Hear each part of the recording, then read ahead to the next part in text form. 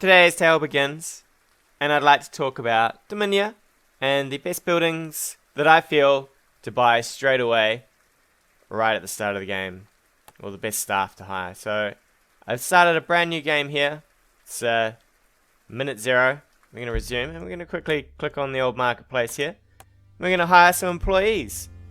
So, I'll tell you the 3 that I think are the best at the start, and why. So first off is the architect here, the Faber, and where are you at, Mr. Sacerdos?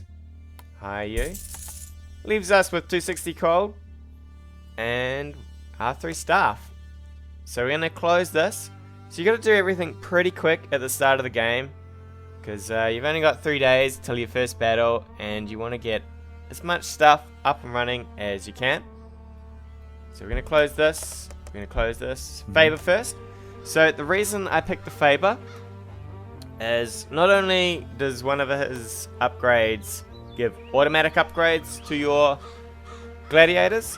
So what this means is when the Faber has time, he will automatically upgrade a random piece of your equipment on a random gladiator for free. It's pretty good because if most of you guys, if you keep in a stable of well-equipped guys, then you can get stuff like N-tier equipment for free, basically. Not only is that important, but his repair function is super important. So every battle you're doing, your equipment's taking damage, and if you don't repair it, it'll basically break. Which leaves you in a really poor position. So you need the Faber because you need to be repairing your equipment.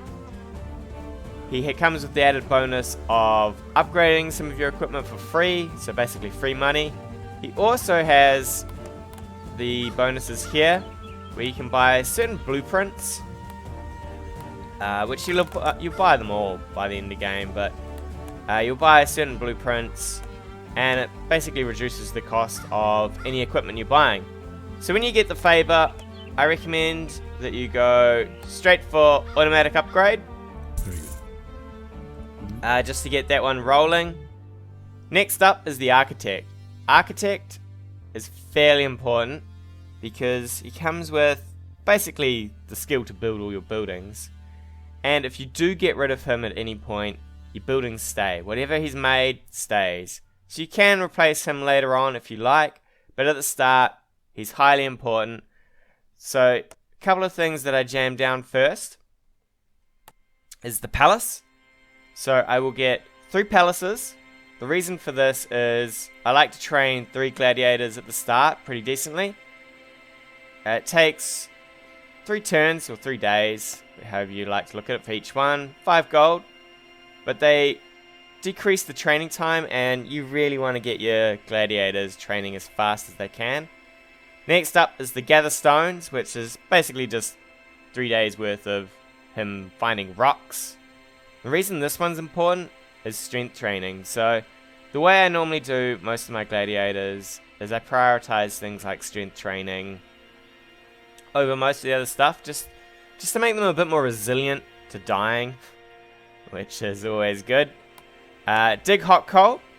So your gladiators will gain a decreased agility training time. So once again, you're basically looking at decreasing all your training across the board and getting your gladiators up to par as fast as you can. Once I have the first 3 with a palace, a gather stone, and a dig hot coal, I then expand out to about 5 or 6 in total of palaces, gather stones, and hot coals, just so I've got a stable of gladiators that are training well. I don't fill it all the way up because past 6, I like to just keep gladiators who, well, they're just fodder, right? They're just the slaves in case I come across something that I think I'm not going to win. So at about 6 is where I peak on my training. And then once he's done those, I tend to look at things like the grain shelter, the wine cellar, and the water well, just for free food, water, and wine. And then after that, I tend to look at things like private rooms, baths to increase morale, decrease injury recovery time, and lastly apothecary, because yeah, you just, you know, decreasing healing time. It's just, by the time you get to apothecary, it's not really needed. I mean, you heal pretty fast. And then lastly is the old sacrodose here. And now the reason for the sacrodose is he comes with all of these great prayers, right? So I'll read them off. So the Neptune one, he basically drinks some water and pees out wine.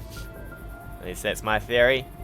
Mercury, he's just like the Faber. He'll occasionally upgrade a gladiator's weapon. Juno will give you occasional upgrades to gladiator's defense. So same thing, you know, you just randomly get upgrades. Healing, so gladiators will heal under the watchful gaze of Venus. Apollo, they'll occasionally get strength, which is excellent. Vulcan will give you occasional agility. And Mars will make your AI fight better. So as soon as I get the Sacrodus, it takes 1 day, right? 1 day to train each one of his prayers. I train Mars straight away because I know the first fight I'm going to do is going to be with a AI. I tend to like to use the AI. I don't like to control my warriors, my gladiators.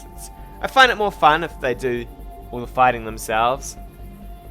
So I pick Predator Mars, and then I also pick, where is it? Predator Mercury, and then by the time you've researched those two, you've had your first fight, and I do the Predator Venus, just to help out with the healing.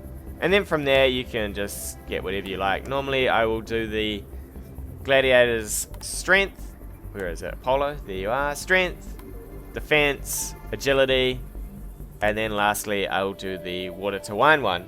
Just simply because I don't feel like, you know, water to wine, you're buying a crap ton of wine from the market anyway, so that's basically last on the list. And that's it. Those are the three that I feel are the most important to start off with straight away. And if you can click fast enough, you can actually get, you know, your 3 days worth of time out of all of them. I was a bit slow just because I was talking and thinking and clicking. But you just want to do everything you can in those first 3 days, as much as you can, because every moment in this game is highly important. And thank you. Tune in next time for more tips and tricks on Domina. Hey guys, thanks again for watching. If you like what you've seen, hit that subscribe button or leave me a comment on anything you want to see in the future.